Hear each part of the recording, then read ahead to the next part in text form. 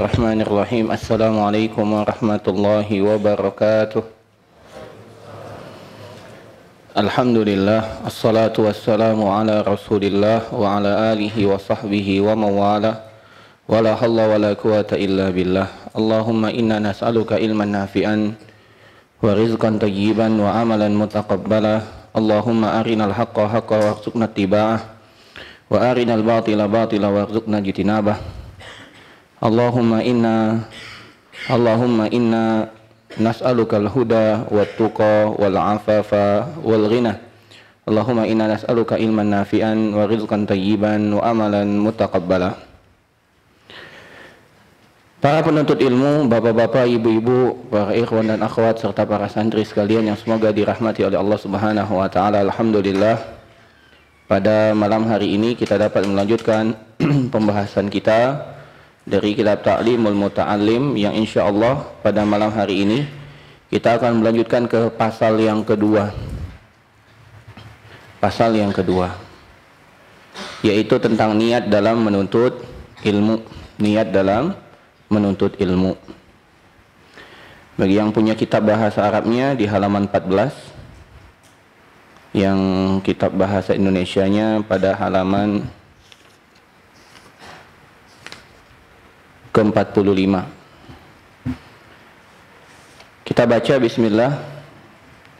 Berkata Imam Burhanuddin atau Burhanul Islam Az-Zarnuji rahimahullahu rahmatan wasi'ah, faslun fin niyati fi halit ta'allum. Pasal pada niat dalam menuntut ilmu. Kemudian beliau melanjutkan, summa la budda lahu minan niyyah fi zamanit ta'allumil ilmi.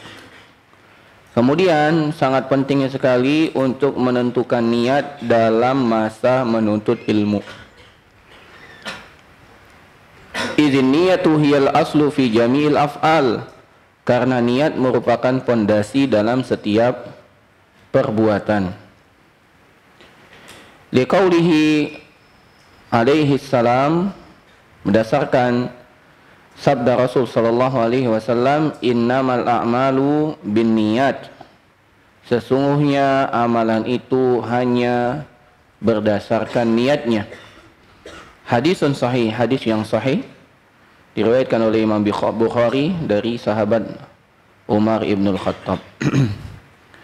Kemudian penulis melanjutkan, kam min amalin yutasawwaru bi surati a'malid dunya summa yasiru bi husnin niyati min a'malil akhirah. Kemudian penulis mengatakan betapa banyak amalan yang sejatinya bentuknya, wujudnya yang terlihat dari amalan tersebut adalah amalan dunia. Summa yasiru bi husnin niyati min a'malil akhirah. Kemudian karena niat yang baik, niat yang benar, maka perbuatan tersebut menjadi amalan akhirat. Dan ini ada catatan penting untuk kita semua, para penuntut ilmu, menunjukkan atas pentingnya niat. Bisa jadi amalan itu adalah amalan dunia, dari perkara yang mubah. Namun karena niat yang benar, niat yang baik, maka amalan tersebut berubah menjadi perkara ibadah yang dinilai pahalanya di sisi Allah Subhanahu wa taala. Namun sebaliknya bisa jadi, kemudian penulis mengatakan, wa kam min amalin yutasawwaru bi surati amalil akhirah, dan betapa banyak amalan yang bentuk amalan tersebut adalah amalan akhirat. Summa yasiru min a'malid dunya bi su'in niyyah, namun menjadi amalan dunia karena jeleknya niat. Karena jeleknya niat. Maka di sini kita ketahui jamaah sekalian, niat ini menjadi penentu. Bisa jadi amalan itu amalan mubah, bisa bernilai ibadah, atau bahkan itu adalah ibadah namun bisa menjadi dosa dan maksiat. Karena apa? Karena niat. Makanya para ulama dahulu, para salaf mengatakan, rubba amalin saghirin tukabbiruhun niyah. Betapa banyak amalan yang sepele, remeh, namun mendapatkan ganjaran pahala yang besar karena niat. Wa rubba amalin kabirin tusaghiruhun niyah, dan betapa banyak amalan yang besar namun menjadi sangat kecil. Itu semua karena niatnya. Catatan penting di sini jamaah sekalian, dengan niat yang baik kita dapat merubah amalan-amalan mubah, amalan-amalan dunia yang mubah itu bernilai ibadah, seperti makan, minum, olahraga, dan perkara-perkara mubah yang lain itu akan bernilai ibadah. Jual beli itu akan bernilai ibadah kalau niatnya benar. Kalau niatnya benar. Kenapa kamu makan? Untuk menguatkan jasadku, badanku, untuk beribadah kepada Allah. Maka di saat itu dia mendapatkan pahala dari makannya.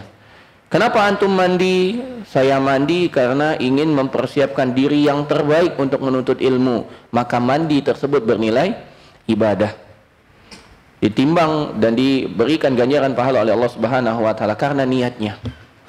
Namun amalan-amalan ibadah baik sifatnya sunnah ataupun sifatnya wajib bisa berubah menjadi maksiat karena jeleknya niat. Contohnya sholat fardu 5 waktu di masjid misalnya.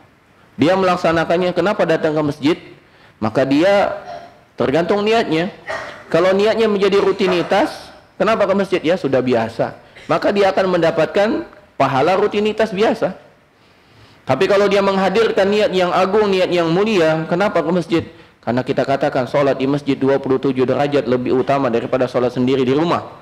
Kenapa sholat di masjid? Karena setiap langkah yang kita langkahkan dari keluar rumah sampai ke masjid dihitung 1 pahala, dihapuskan 1 dosa. Kenapa sholat berjamaah di masjid? Karena menunggu waktu sholat itu didoakan oleh malaikat dengan ampunan. Kenapa sholat di masjid? Karena pahalanya yang luar biasa. Maka Allah Subhanahu wa taala akan mengganjar amalan kita itu menjadi amalan yang begitu besar di sisinya. Namun bisa juga berubah menjadi dosa dan maksiat. Kenapa ke masjid? Karena agar dipuji oleh orang, agar dibilang adalah orang taat, orang soleh, orang alim. Maka dengan niat yang jelek tersebut, maka amalan yang harusnya mendapatkan ibadah, mendapatkan pahala yang begitu besar, berubah menjadi amalan yang sangat rendah, sangat hina, bahkan menghasilkan dosa. Karena riya adalah salah satu syirik kecil. Bahkan bisa jadi menjadi perkara yang dapat menghilangkan keimanan seseorang. Kenapa sholat? Ya sebagai syarat agar saya mendapatkan ilmu kebal misalnya. Maka ini menjadi dosa besar karena kesyirikan. Ya, dia dengan ibadah, betapa banyak gambarannya ibadah, seperti puasa, seperti nazar, itu ibadah yang agung dan mulia. Namun bisa dijatuhkan atau bisa diselewengkan dan jatuh dalam perbuatan kesyirikan dan dapat menghapuskan semua amalan seseorang. Kata Allah Subhanahu wa taala mengingatkan Nabi sallallahu alaihi wasallam tentang perkara syirik. Kata Allah Subhanahu wa taala, la in asyrakta la yahbatanna amaluka. Jika kamu berbuat syirik wahai Muhammad, pasti amalan-amalanmu akan dihilangkan, dihapuskan, sirna musnah. Maka semuanya tergantung niat. Cuman catatan penting di sini, niat ibadah bisa menjadi dosa, namun niat dosa tidak bisa jadi ibadah. Ini catatan penting. Niat ibadah bisa dapat dosa kalau salah niatnya, namun perbuatan dosa tidak akan pernah menjadi pahala walaupun niatnya benar. Walaupun niatnya benar. Contohnya apa? Contohnya adalah, contohnya saja ini, diundang orang-orang untuk berjudi. Kumpul, kita berjudi dulu. Nanti sebelum berjudi kita dengarkan majelis taklim. Ya, tidak bisa. Walaupun niatnya untuk mendengarkan majelis taklim, karena berjudi hukumnya haram. Kata Allah Subhanahu wa taala, "Innamal khamru wal maisir wal ansabu wal azlamu rijsun min amali syaitan." Sesungguhnya khamr dan perjudian itu adalah perbuatan dari amalan-amalan setan. Fajtanibuhu, jauhilah, tinggalkanlah. Tidak bisa. Misalnya juga mengundang penyanyi dangdut misalnya, dangdutan, orgenan, ya segala macam. Dengan tujuan apa? Untuk mengundang orang untuk beribadah kepada Allah Subhanahu wa taala. Ya, kita kumpul-kumpul dulu saja di halaman masjid. Kita mendengarkan 1-2 buah lagu dari penyanyi. Ya, setelah itu kalau masuk waktu sholat, kita sholat berjamaah. Ini pun tak bisa. Itu pun tak bisa. Dan kemarin waktu daurah bersama Syekh Ibrahim bin Amir Ar-Ruhaili, pernah ditanyakan sebuah pertanyaan, "Syekh, bagaimana pendapat engkau apabila masjid kemudian dibangun di dekat masjid sarana rekreasi dengan tujuan apabila orang rekreasi ketika azan berkumandang ke masjid, Maka kata Syekh, layan bari, tidak sepatutnya. Tidak sepatutnya. Ya. Bahkan bisa jadi niat orang datang ke masjid yang pertama bukan karena untuk ibadah, untuk rekreasi. Dan betapa banyak rekreasi itu melalaikan orang dari apa? Dari ibadah kepada Allah Subhanahu wa ta'ala. Kalau mau bikin rekreasi, silakan rekreasi. Tapi jangan dilazimkan bikin di dekat tempat ibadah. Yang ada nanti orang tetap lalai, kemudian ibadah juga dilalaikan di tempat tersebut. Jadi kalau mau bikin saja, jangan dilazimkan dengan sesuatu. Maka tidak akan pernah masuk niat-niat yang terlarang dalam agama dengan niat yang baik. Perbuatan yang terlarang dalam agama dengan niat yang baik itu tidak akan pernah berubah menjadi amalan yang baik. Ya. Contohnya apa lagi? Ya. Nauzubillah. Semoga Allah Subhanahu wa taala lindungi kita misalnya. Membeli narkoba misalnya. Dengan harapan apa? Membantu pengedar biar dia dapat rezeki. Loh juga kan dia punya anak istri. Dengan apa? Dengan niat kita membantu dia, bahkan dikasih bonus. Ya, saya beli, saya kasih bonus lebihan. Untuk apa? Untuk nafkah keluargamu. Maka tidak akan pernah bisa berubah niat yang baik itu menjadi perbuatan maksiat itu tidak akan pernah berubah menjadi perbuatan yang baik hanya karena niat. Keharaman yang Allah Subhanahu wa taala dan Rasulnya tetapkan tidak akan pernah berubah menjadi pahala, menjadi ibadah hanya karena niat. Dengan ini kita tahu apa yang dilakukan oleh Zoro ya, bukan Zoro, siapa satu lagi? Robin Hood, bukan Zoro ya. Robin Hood itu salah. Ya. Salah. Kenapa? Karena katanya Robin Hood itu mencuri, kemudian hasil curiannya dibagikan ke fakir miskin, maka tidak bisa. Ya, nggak bisa kita katakan apa? Perbuatan itu benar, kita katakan salah. Apalagi ditambah firman sabda Nabi SAW tentang Allah. Kata Nabi SAW, innallaha tayyibun la yaqbalu illa tayyiba. Allah itu maha baik, tidak akan menerima kecuali yang baik-baik saja. Dan mana mungkin Allah Subhanahu wa taala menerima sedekah dari harta yang haram. Naam. Kemudian jamaah sekalian, kita masuk dalam inti dari pembahasan pasal ini. Penulis mengatakan wayan bari an yanwiyal muta'allimu bi talabil ilmi ridha Allah tabaraka wa taala atau ridha Allah. Kata penulis, dan selayaknya, sepantasnya, seharusnya seorang penuntut ilmu dalam dia menuntut ilmu niatnya yang pertama mencari ridha Allah Subhanahu wa taala. Ini niatnya. Jadi pasal kita adalah niat dalam menuntut ilmu. Apa niatnya? Kata penulis di sini fayan bari an yanwiyal muta'allimu bi talabil ilmi ridallah. Yang pertama, hendaklah penuntut ilmu itu meniatkan apa? Mencari ridha Allah. Itu yang pertama. Maka para santri sekalian yang sekarang berada di Salafiyah Wusta ataupun yang di Tadribud Duat, tolong luruskan kembali niat.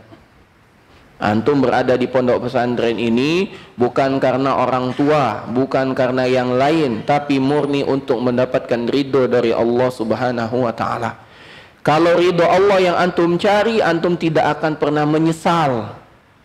Tapi sebaliknya, kalau yang engkau cari, yang antum semua cari, hanyalah perkara yang diiming-imingi oleh orang tua antum, antum akan menyesal. Antum akan merasa di sini tertekan. Nasihat yang disampaikan itu menjadi cambuk yang begitu menyakitkan.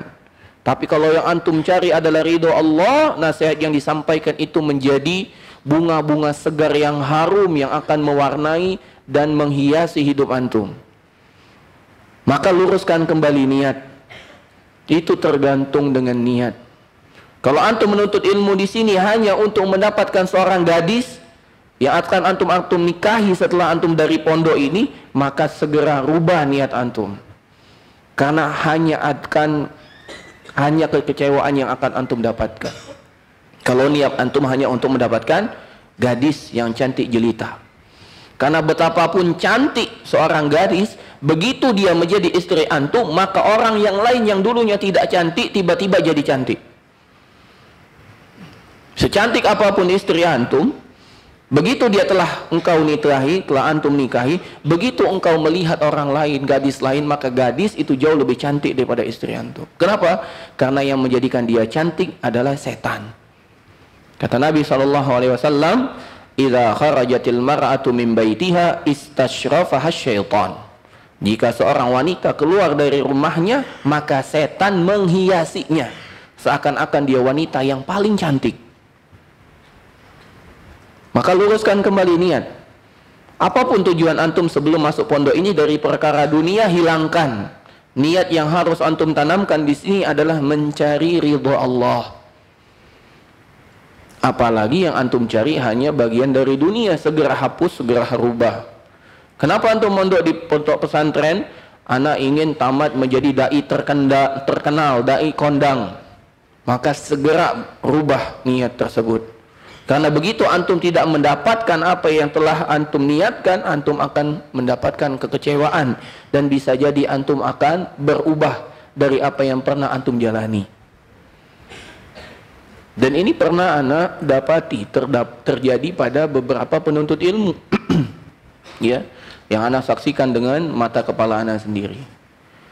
Niat masuk STDI di Jember. Niatnya apa? Untuk diterima di Universitas Islam Madinah. Itu niatnya. Niatnya apa? Niatnya agar masuk Universitas Islam Madinah. Tahun pertama ikut tes tidak lulus, tahun kedua ikut tes tidak lulus, tahun ketiga ikut tes tidak lulus. Akhirnya apa? Berhenti. Dan berbalik arah, bukan jadi penuntut ilmu lagi. Kembali awam, kembali menjadi orang biasa. Sangat disayangkan karena salah niatnya. Karena salah niatnya. Maka perbaiki niat, ini sangat penting. Ada lagi yang datang jauh-jauh, ya, ingin belajar di STDI. Niatnya apa? Ingin melihat, ya, bagaimana keilmuan ustadz-ustadz yang ada, karena para dokter semua. Sampai di sana ternyata dia dapati, ya, banyak kekurangan dari asatidzah yang ada. Kok ustadznya begini, kok ustadznya begitu, kok ustadznya begini. Maka yang ada dia kekecewaan, stres, akhirnya berhenti dari menuntut ilmu. Karena salah dalam mencari, niat dalam mencari ilmu, maka luruskan niat. Kita mencari keridhaan Allah Subhanahu wa taala. Dan guru kita, ustadz kita, tidak ada kemaksuman. Berbeda dengan Nabi SAW yang dijaga oleh Allah dari kesalahan. Guru kita punya banyak kesalahan, banyak kekurangan, tapi bukan itu menjadi fokus seorang penuntut ilmu. Yang dia cari adalah ilmu yang benar yang disampaikan dari sang guru. Adapun akhlaknya, mungkin ada seorang guru yang kasar, yang tidak pernah senyum. Ya, kalau ngasih tugas tidak mikir lagi, gitu ya. Ya, kita bersabar. Yang kalau ngasih ujian tidak tanggung-tanggung, ya. Kitab 500 halaman itu semua diujikan. Bukan hanya yang ada pada isinya, di dalam footnote-nya diujikan. Bayangkan antum. Ya. Belajar 500 halaman, 2 jilid kitab, yang diujikan bukan hanya inti pembahasan, footnote-nya ditanyakan. Ya, sampai ada kisah seseorang, ya, sudah yakin sekali dia belajar begitu, ketika ujian ada hal yang tidak bisa dia jawab. Setelah ujian langsung komplain dengan gurunya. Ustadz, ini tidak ada ini di buku nih. Kata Ustadz, hanya di buku. Coba antum cari lagi, kata beliau. Tidak ada Ustadz, anak sudah bolak-balik tidak ketemu, katanya. Sini kitabnya, kata gurunya. Ini kan ada, katanya. Ternyata ada di footnote, subhanallah. Ya, ada di catatan kaki, bayangkan antum. Ya. Jadi luruskan kembali niat. Kalau kita nyari, ada juga dosen yang sangat sulit untuk meraih, jangankan nilai A, nilai B pun sulit. Semua, ya, mahasiswa itu kalau ujian panennya nilai D, paling tinggi C. Hanya yang terbaik dapat A, bayangkan antum. Tapi sabar kita, kalau mencari kesalahan semua ustadz ada kesalahannya, tapi bukan itu fokus kita. Fokus kita adalah meraih ridha Allah Subhanahu wa taala, maka kita kesampingkan semua kecacatan yang kita dapatkan dari asatidzah kita. Dan kita tutup rapat-rapat kesalahannya dan kita katakan dia manusia biasa. Selagi itu tidak berpengaruh dalam akidah dan manhajnya, maka kita maklumi sebagaimana kita juga banyak kesalahan. Nah, maka yang pertama niatnya adalah wayan bari ayyanwiyal muta'allimu bi talabil ilmi ridallah. Yang pertama, hendaklah niat dalam menuntut ilmu itu adalah meraih ridha Allah. Yang kedua, kata beliau adalah waddaral akhirah, dan meniatkan balasan negeri akhirat. Ini penting sekali. Mengharapkan balasan negeri akhirat. Inilah yang paling penting jamaah sekalian. Dan ini yang membedakan antara para penuntut ilmu di zaman dahulu dengan zaman kita sekarang. Para penuntut ilmu zaman dahulu la yuhibbunal ajilah. Mereka tidak suka kebahagiaan yang disegerakan. Bahkan mereka gundah kalau seandainya hasil dari menuntut ilmu telah dia dapatkan di dunia berupa kesenangan dunia, mereka tidak suka. Makanya kalau antum baca, jamaah sekalian, bapak-bapak, ibu-ibu dan para santri sekalian, kalau kita baca kisah-kisah para ulama, bahkan ada ulama yang dipenjara gara-gara tidak mau jadi hakim, jadi qadhi. Kalau kita sekarang berlomba-lomba daftar jadi hakim, jadi qadhi, padahal bukan ahli ilmu. Dahulu ahli ilmu dipaksa untuk jadi hakim, jadi qadhi, mereka kabur. Bahkan dikejar-kejar, ditangkap, dipenjara, disuruh jadi hakim, tetap tidak mau. Bayangkan. Mereka tidak mau mendapatkan apa? Bagian dari dunia. Karena mereka khawatir mereka tidak akan mendapatkan bahagian di negeri akhirat. Itu yang membedakan. Sedangkan penuntut ilmu sekarang sangat bahagia, sangat senang, sangat bangga apabila dia mendapatkan hasil dunia. Berkata Imam Syafi'i, beliau mengatakan, aku sangat ingin semua orang dapat memanfaatkan ilmuku namun mereka tidak mengenal siapa aku. Jadi Imam Syafi'i yang sampai sekarang kita tahu namanya Muhammad bin Idris Asy-Syafi'i yang kitabnya kita pelajari ya menjadi kitab rujukan dan mazhabnya adalah mazhab terbesar di muka bumi ini. Ya, mazhab Syafi'i itu adalah mazhab paling besar. Ya, yang diikuti, yang dipelajari, dan betapa banyak para ulama bermazhab Syafi'i. Bahkan Imam Ibnu Katsir itu Asy-Syafi'i. Saking hebatnya Imam Syafi'i. Namun beliau mengatakan, aku sangat berharap orang dapat memanfaatkan ilmu yang aku ajarkan namun mereka tidak mengenal siapa aku. Artinya personnya tidak mau. Para ulama dahulu tidak suka syuhra, tidak suka terkenal, tidak suka tampil. Tampil dalam artian untuk tenar, bukan. Kalau tampil dalam menyampaikan ilmu, maka para ulama telah diberikan majelis saat mereka berumur belasan tahun karena kedalaman kehebatan ilmu mereka. Namun tampil tidak mengharuskan orang terkenal, dan terkenal tidak melazimkan orang itu memahami ilmu. Betapa banyak orang terkenal tidak punya ilmu, betapa banyak orang punya ilmu tidak terkenal. Nah, itu yang harus kita garis bawahi. Dan bagi para penuntut ilmu, dia harus tahu bedakan antara terkenal dengan ahli ilmu. Orang terkenal belum tentu ahli ilmu, tapi ahli ilmu juga belum tentu terkenal. Kita harus tahu hal itu. Itu niat yang kedua, meniatkan apa? Negeri akhirat, balasan akhirat. Yang ketiga, dan ini penting, ya, apa niat kita menuntut ilmu? Izalatal jahli an nafsihi, menghilangkan kebodohan dari dirinya. Ini penting. Kemarin anak naik mobil gitu ya, salah seorang ikhwan, beliau cerita, Ustaz, benar enggak anak nih hadir kajian terus, katanya gitu. Anak bilang ya benar lah. Jadi anak kajian di tempat ini Anda datang, tempat ini Anda datang, itu keluarga anak bingung katanya. Ini semua kajian kau datangi, kau nak jadi ustaz atau nak jadi apa, katanya gitu. Jadi ikhwan ini mengatakan, ini benar enggak Ustaz? Anak ini nuntut ilmu, anak enggak ada terbesit dalam diri anak untuk jadi ustaz, Ustaz. Anak pengen belajar, tahu mana yang benar. Karena umur anak sudah tua. Anak merasa ketinggalan. Maka anak ingin mengejar, anak hadir terus Senin, Selasa, Rabu, Kamis, Jumat, Sabtu, Ahad, datang terus kajian gitu. Benar enggak niat anak ini? Anak bilang benar. Orang nuntut ilmu, mencari ilmu, duduk di majelis bukan niat untuk jadi ustadz, tapi niat yang utama yang harus dia miliki adalah mengangkat kebodohan dari dirinya, agar dia tidak terjatuh dalam perbuatan dosa, agar kewajiban yang harusnya dia lakukan dia dapat laksanakan dengan baik dan benar. Maka ini niat yang paling penting, menghilangkan kebodohan dari diri. Sehingga ketika orang belajar, dia tidak mudah menyalahkan. Karena ilmu yang dia dengar, nasihat yang dia dengar, itu untuk dirinya pertama kali.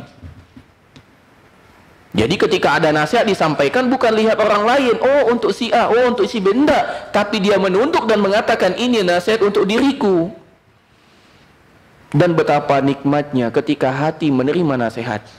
Ketika disampaikan, walaupun dia tidak merasa, dia merasa ini untuk diriku. Dia tertunduk lesu dan mengatakan diriku penuh kekurangan, diriku harus banyak lebih belajar. Itu yang paling penting. Nah, kesalahan sebagian penuntut ilmu setelah dia mengetahui ilmu, padahal dia baru di pintu pertama dalam menuntut ilmu, apa yang terjadi? Mereka mudah menyalahkan orang lain. Nasihat yang disampaikan, ilmu yang disampaikan bukan untuk dirinya, namun untuk menembak orang lain. Poster, flyer yang dia baca di media sosial, dia baca bukan untuk dirinya, untuk menembak orang lain, sehingga dia pasang di statusnya. Dengan tujuan agar orang-orang mengatakan, nah ini untuk antum semua. Dia lupa dengan dirinya, padahal dirinya yang paling berhak untuk menerima nasihat tersebut. Makanya Allah mengingatkan dalam surat At-Tahrim, kata Allah dalam Al-Quran, kata Allah Subhanahu wa ta'ala, ya ayyuhalladzina amanu qu anfusakum wa ahlikum nara. Wahai orang-orang beriman, jaga diri kalian, diri dulu, kemudian keluarga kalian dari api neraka. Dan yang ke berapa? 4. Dari niat menuntut ilmu adalah ansairil juhal. Yang keempat adalah menghilangkan kebodohan dari orang lain. Sairil juhal, orang-orang yang belum mengetahui.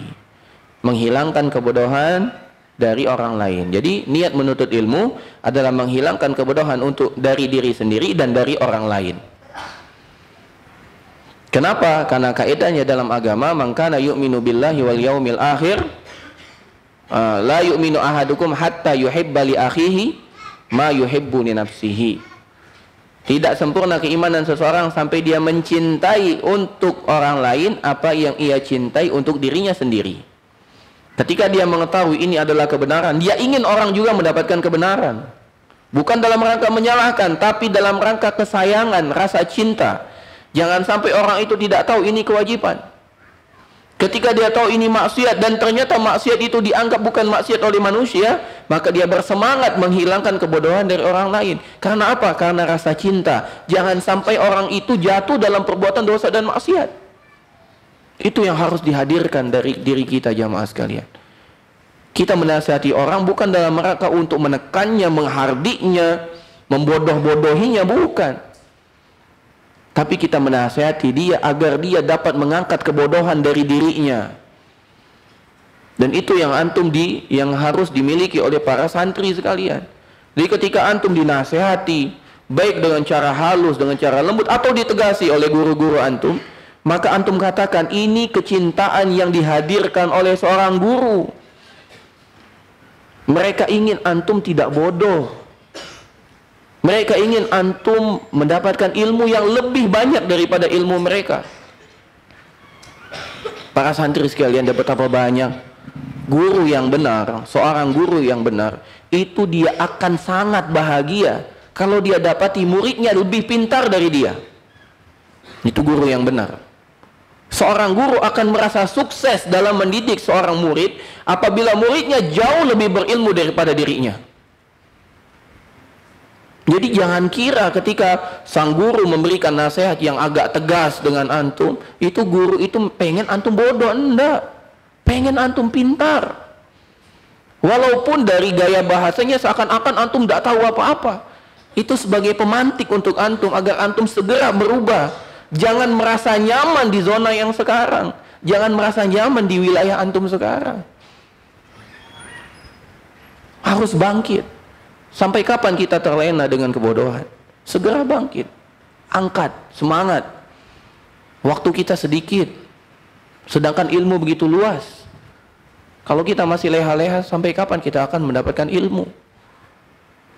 Kata para ulama, ilmu itu apabila seseorang mengerahkan semua yang dia punya, semua, ilmu akan memberikan hanya setengah dari bagiannya. Itu kalau semuanya.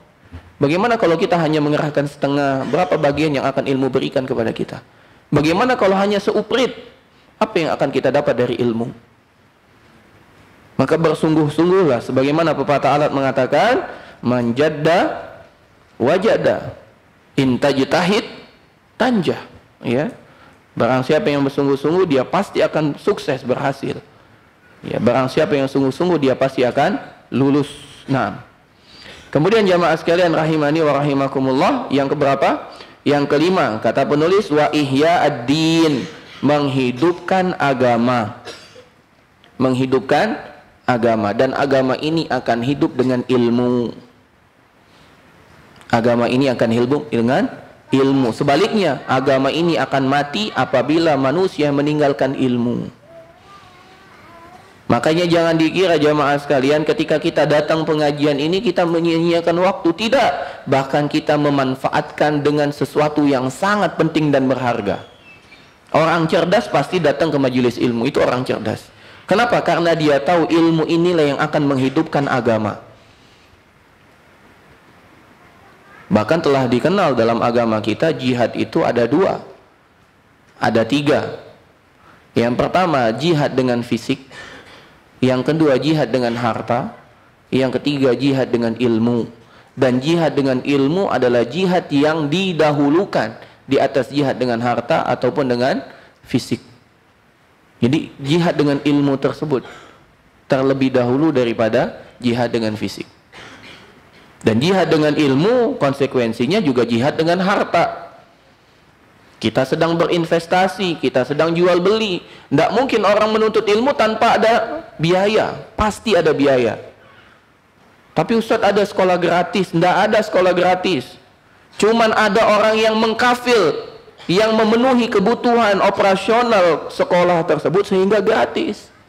Tidak ada sekolah gratis. Kalau dilihat dari sisi sekolah. Tapi kalau dilihat dari sisi peserta didik, iya, ada yang bayar, ada yang tidak bayar.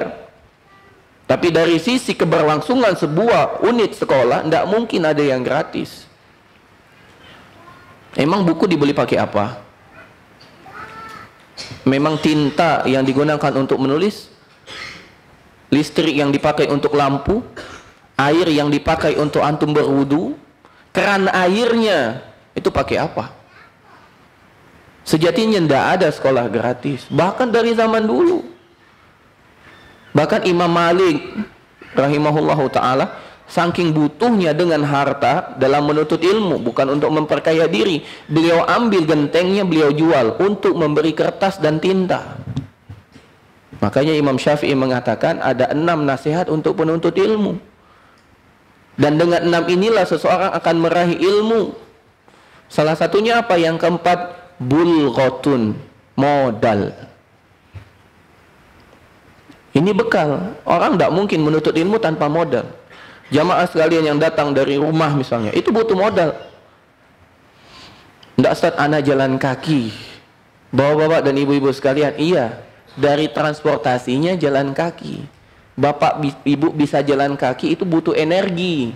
Energinya didapat dari apa? Asupan makanan. Makanannya dapat dari mana?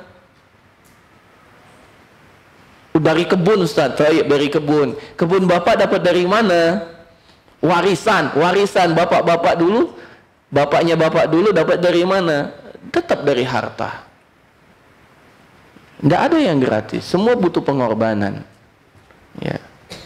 Ada yang bermodal dengan materi yang tampak kasat mata. Ada yang berjuang dengan materi yang tak kasat mata. Bukankah tenaga kita ini juga materi? Ya, ini ada biayanya. Kita bergerak ini ada biayanya. Berapa kilokalori yang dihabiskan untuk kita berjalan? Itu ada nilainya. Maka tidak ada orang yang berhasil menuntut ilmu tanpa bekal, tanpa modal. Penuntut ilmu buku kitab, kitab dibeli. Penuntut ilmu butuh pena, pena butuh dibeli. Penuntut ilmu butuh kertas, kertas butuh dibeli. Catatan yang sangat disayangkan bagi penuntut ilmu, betapa banyak penuntut ilmu menghabiskan dana, menghabiskan uangnya bukan untuk ilmu. Bahkan untuk ilmu dia sia-siakan. Beli buku bagus-bagus, mahal-mahal, habis dibeli ditaruh sembarangan. Tidak dikasih nama, tidak disampul, tidak diapa-apakan, ditaruh. Kena hujan. Lama-lama bukunya hancur, akhirnya dihinakan, masuk kotak sampah, na'udzubillah. Punya mushaf, punya Al-Quran, dikira mushaf itu tidak beli. Tidak beli, Ustaz, ini wakaf. Orang yang wakaf pakai uang enggak? Kemudian dia baca sampai robek-robek, tidak dijaga. Bahkan lembaran-lembarannya melayang di mana? Ini ihanatun. Ini penghinaan, perendahan terhadap ilmu, tidak boleh. Tapi untuk makanan bersemangat, subhanallah. Beli es krim tidak mau, satu tetes es krim itu jatuh. Coba itu antum terapkan dalam ilmu. Tidak mau satu tinta ini terbuang sia-sia. Tidak mau lembaran kertas ini rusak dengan sia-sia. Itu yang harus antum tanamkan. Untuk beli baju, subhanallah, santri-santri ini semangat sekali beli baju. Bahkan ditanya, nabung untuk beli baju yang bermerek. Beli kitab tak mampu. Ini kan sesuatu fenomena yang aneh. Emang baju ini memang harus bermerek? Tidak pakai merek juga kan, yang penting bersih, suci, bisa dipakai. Tapi kalau kitab, antum tidak beli kitab, gimana caranya antum menuntut ilmu? Untuk jajan itu diperjuangkan. Ya gimana caranya? Entah tulis surat, entah tulis apa gitu, diperjuangkan. Tapi untuk ilmu tidak ada perjuangannya. Kitab, buku ditaruh di laci sekolah, tidak pernah dibuka kecuali jam pelajaran. Gimana mau berhasil dalam menuntut ilmu? Bahkan lupa di mana kitabnya. Lupa kitabnya. Dan ditanya oleh gurunya, mana kitab antum? Lupa Ustaz, di mana Ustaz? Baju seragam lupa taruh di mana, subhanallah. Tapi kalau makanan tidak lupa. Ini kita penuntut ilmu atau penuntut masakan ini? Ini koreksi, ya, koreksi untuk para santri dan kita semua. Dan yang keberapa? Yang keenam, wa ibqa'al Islam. Ini tujuan kita menuntut ilmu untuk menjaga agama Islam ini. Ya, menghidupkan agama dan menjaga keberlangsungan agama Islam ini. Betapa banyak di saat kita sekarang jamaah sekalian, yang dahulu dikenal mulia, zaman kita sekarang dikenal hina. Pernah disampaikan pada kajian hari Senin sama Ustaz Hidayat, dahulu cadar itu mulia, Pak. Dahulu cadar itu mulia. Sekarang orang pakai cadar dihinakan. Dahulu janggut ini suatu yang mulia, ini sebuah kehormatan. Sekarang orang pakai janggut dihinakan. Dahulu orang yang celananya cingkrang ini menunjukkan orang yang mulia. Orang yang hina itu celananya menutupi mata kakinya. Sekarang semuanya terbalik. Kenapa? Karena hilangnya ilmu. Hilangnya ilmu. Dulu orang lebih tidak enak kepada Allah, sekarang orang lebih tidak enak kepada manusia. Dulu orang tidak enak dengan Allah, Pak. Sekarang kita lebih tidak enak dengan manusia. Kenapa antum melaksanakan perbuatan yang tidak pernah diajarkan oleh Rasul? Tidak enak. Nanti tetangga banyak ngomong gitu. Tapi dia tidak enak dengan Allah, lupa. Harusnya lebih tidak enak dengan Allah. Karena yang memberikan dia segala macam nikmat Allah, bukan tetangganya. Kenapa ini terjadi? Karena ilmu. Ketika ilmu ditinggalkan, maka agama ini sedikit-sedikit akan hilang, bahkan mati. Bahkan agama Islam ini akan hilang. Kemudian penulis mengatakan, fa inna baqa'al islami bil ilmi, karena sesungguhnya keberlangsungan Islam itu hanya akan terwujud dengan ilmu. Naam. Insyaallah kita lanjutkan setelah azan. Wassallallahu ala nabiyina Muhammad wa ala alihi wa sahbihi ajmain.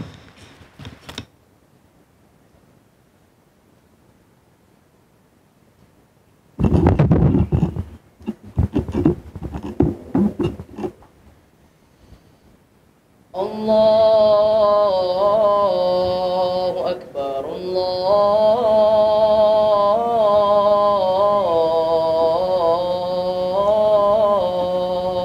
Akbar, Allahu Akbar,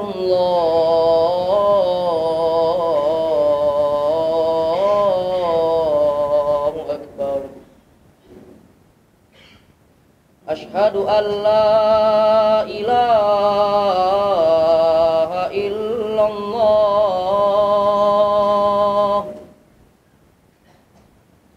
Ashhadu an la ilaha illallah.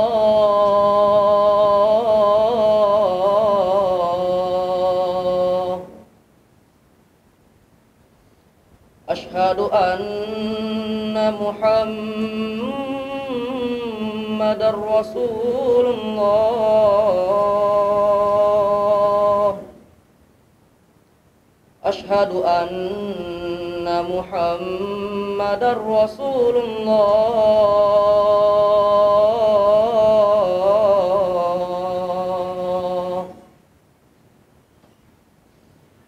حي على الصلاة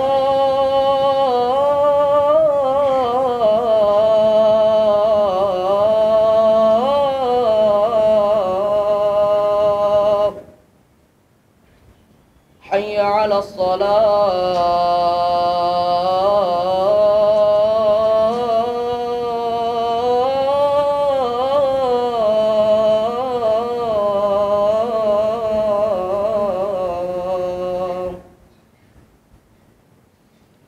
حي على الفلاح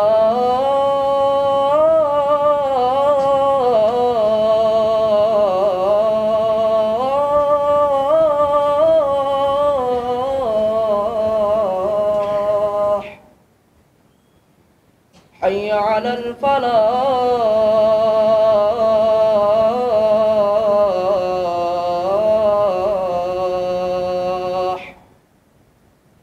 الله أكبر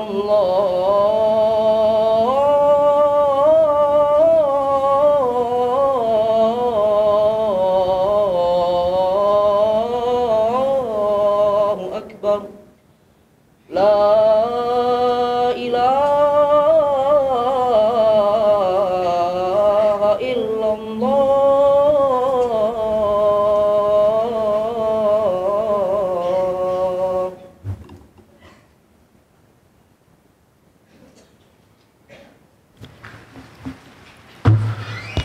Bismillahirrahmanirrahim. Alhamdulillah. Assalatu wassalamu ala Rasulillah wa ala alihi wa sahbihi wa man sara ala nahjihi waqtafa asarahu ila yaumiddin.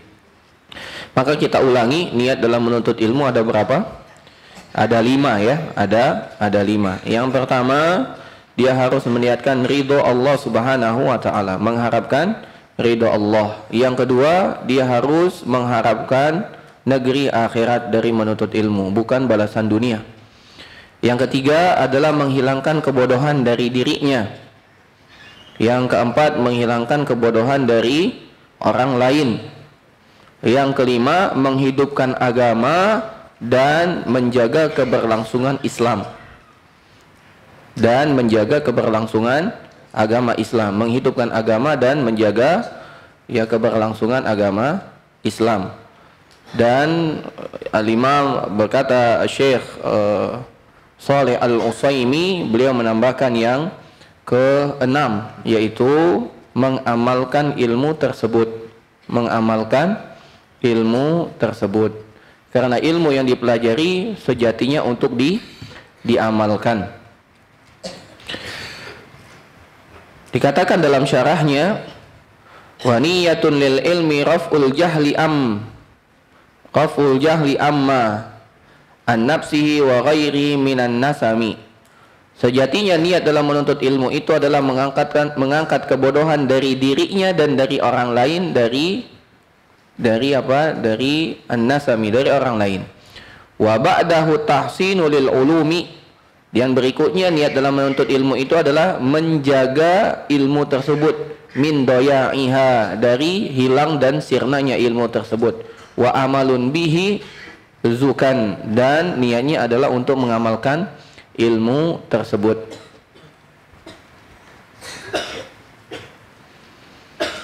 Kemudian kita lanjutkan apa yang dikatakan oleh penulis Imam Az-Zarnuji. Beliau mengatakan, wala yasihhu az-zuhdu wat taqwa ma'al jahli, dan tidaklah sah atau tidaklah terwujud kezuhudan dan takwa bersama kebodohan. Kebodohan itu adalah lawan dari zuhud dan takwa. Orang bodoh tidak mungkin bisa zuhud. Dan dimaksud bodoh di sini adalah bodoh ilmu agama. Kalau ilmu dunia, dia bisa, dia pintar, dia cerdas. Namun ilmu agama inilah yang menyelamatkan seseorang. Dan ketakwaan tidak akan diperoleh kecuali dengan ilmu. Orang yang bodoh maka akan banyak terjerumus dan terjatuh dalam dosa dan maksiat. Bagaimana mungkin dia akan bertakwa sedangkan makna takwa antaj'al bainahu wa baina azaballahi wiqayah, menjadikan antara dirinya dan azab Allah itu tameng, pelapis, tembok, dinding, perisai. Bagaimana mungkin dia akan menjadikan antara dirinya dengan azab Allah perisai kalau dia tidak punya ilmu, dia tidak tahu apa kewajibannya, dia tidak tahu apa yang harus dia tinggalkan. Maka bisa jadi dia meninggalkan kewajiban, melaksanakan yang dilarang. Maka ilmu, ya. Dan ini bantahan bagi orang, kalau kita menuntut ilmu, kita harus mengamalkan. Kalau kita tidak mengamalkan, nanti kita dilaknat. Kata Allah Subhanahu wa taala, kabura maqtan indallahi an taqulu ma la taf'alun. Sungguh besar murka Allah bagi orang-orang yang mengucapkan apa yang tidak mereka amalkan. Wah, ini daripada kita nanti dapat kemurkaan Allah, punya ilmu tidak mengamalkan, lebih baik tidak usah belajar. Maka kita katakan, ketika dia menuntut ilmu saja ada peluang dia tetap dimurkai Allah, apalagi dia tidak menuntut ilmu, sudah pasti dia dimurkai Allah. Kenapa? Karena dia akan banyak salah, kewajiban tidak dilaksanakan, pelanggaran dia laksanakan. Jadi mikirnya begitu, Pak.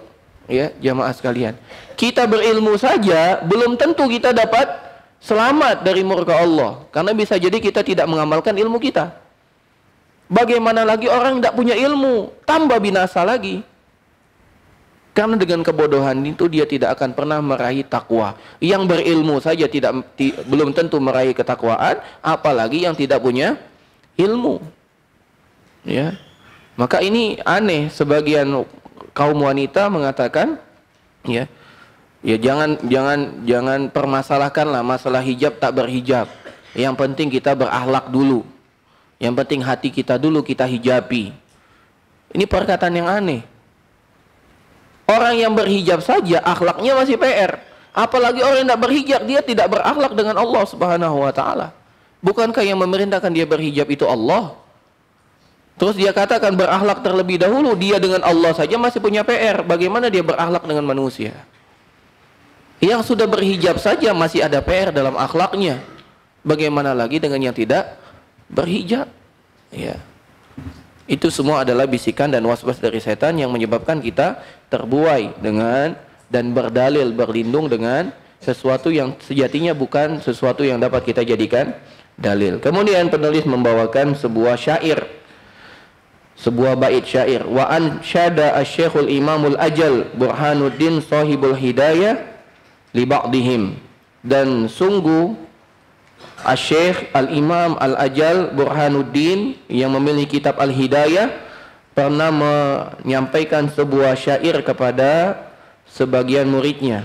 Beliau mengatakan, fasadun kabirun alimun mutahattikun wa akbaru minhu jahilun mutanassiku huma fitnatun fil alamina azimatun liman bihima fi dinihi yatamassaku. Ini bunyi bait syairnya. Artinya, fasadun kabirun alimun mutahattikun, kerusakan yang begitu besar apabila ada seorang yang berilmu namun dia melanggar batasan-batasan agama Allah. Ini sebuah kerusakan yang besar. Orang yang berilmu namun dia tetap melanggar batasan-batasan agama Allah. Ini kerusakan yang besar, kata Imam Al-Ajal Burhanuddin. Kemudian beliau mengatakan, wa akbaru minhu jahilun mutanassiku. Namun lebih parah daripada itu, kalau seorang yang berilmu yang melanggar syariat Allah saja itu merupakan kerusakan yang besar. Kata beliau, wa akbaru minhu, dan lebih besar lagi daripada hal itu, jahilun mutanassiku, orang bodoh yang taat beribadah. Bayangkan, Pak, ya. Seorang alim yang melanggar batasan Allah itu kerusakan. Lebih besar kerusakannya lagi apabila orang bodoh rajin ibadah. Kenapa? Karena apabila dia beribadah tanpa ilmu, dia akan melakukan perbuatan ibadah yang bukan ibadah. Bisa jadi dia taat dengan sesuatu, dia kira inilah ketaatan, padahal itu sebuah kesyirikan, Pak. Bukankah orang-orang kafir Quraisy itu sangat taat dengan berhala-berhala mereka, dan dia meyakini bahwasanya berhala itulah, ibadah dengan berhala itulah sebuah ketaatan. Dan betapa banyak sekarang kita lihat ya manusia-manusia yang belum mengenal ilmu melakukan perbuatan-perbuatan yang dia yakin itu mendekatkan diri kepada Allah, memberikan hasil panen yang mereka katakan ya, panennya melimpah ruah, maka dia melakukan acara limpah ruah begitu. Dia yakin itu ketaatan. Dia menghabiskan banyak uang, dia menghabiskan waktunya, energinya, tenaganya, dan dia berharap dengan itu Allah berkah, Allah berkahi, Allah tambah nikmatnya. Padahal itu semua bukanlah sebuah ibadah yang disyariatkan dalam agama. Ya. Maka kata Al-Imam Al-Ajal Burhanuddin yang memiliki kitab Al-Hidayah, beliau mengatakan wa akbaru minhu jahilun mutanassiku. Lebih besar keburukan, kejahatan, kerusakan daripada orang berilmu yang melakukan pelanggaran syariat itu adalah orang bodoh yang taat beribadah. Karena taatnya dia beribadah tidak di atasan ilmu, maka ibadahnya belum tentu itu ibadah yang benar. Huma fitnatun fil alamin azimatun. Dua-duanya adalah ujian yang paling besar di muka bumi ini. Bukan hanya satu, dua-duanya. Orang berilmu yang melanggar syariat agama Allah atau orang bodoh yang rajin ibadah. Dua-duanya fitnah, Pak. Dua-duanya ujian. Makanya kata para ulama, ittaqud zallatal ulama, hati-hatilah dari kekeliruan, ketergelinciran para ulama, karena bisa jadi ketergelinciran ulama itu jadi dalil bagi orang-orang awam. Betapa banyak orang awam itu tidak pikir lagi dalil.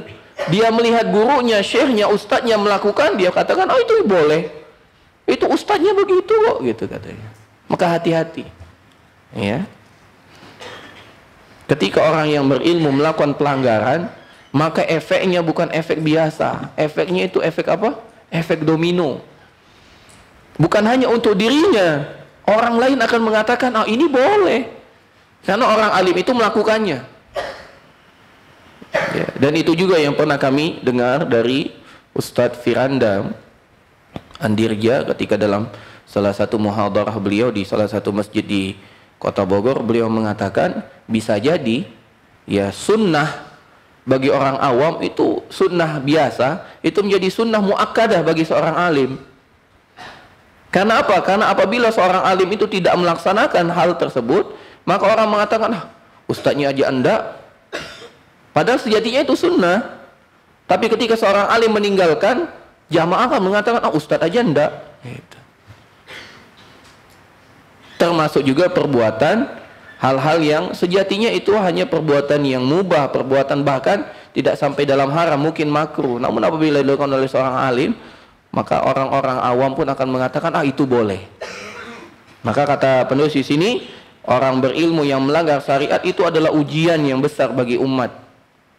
Bukan hanya umat, bagi alam semesta. Begitu juga orang bodoh yang taat ibadah. Orang bodoh yang taat ibadah, orang akan melihat ketaatannya saja, Pak. Ya, makanya kita dapati betapa banyak manusia mengatakan, dari dulu kita begini ibadahnya, gitu kan. Gitu. Dari dulu begini, orang-orang dahulu yang dari dulu kenal masjid, bahkan yang membangun masjid ini begini ibadahnya, gitu. Ini fitnah, ujian yang begitu besar bagi alam semesta ini. Yang pertama, orang yang berilmu yang melanggar syariat. Yang kedua, orang bodoh yang rajin ibadah. Liman bihi ma fi dinihi yatamassaku, karena banyak sekali orang berpegang teguh dengan dua orang ini dalam beragama.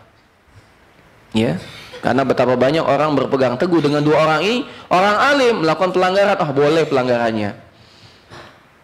Orang bodoh melakukan ibadah, padahal itu bukan ibadah. Orang melakukan ibadah itu, kenapa? Dia aja sangat taat dalam beribadah. Maka ini merupakan ya musibah yang besar, ujian yang besar bagi ya alam semesta ini. Yaitu yang pertama, orang berilmu yang melanggar. Yang kedua adalah orang bodoh yang rajin ibadah.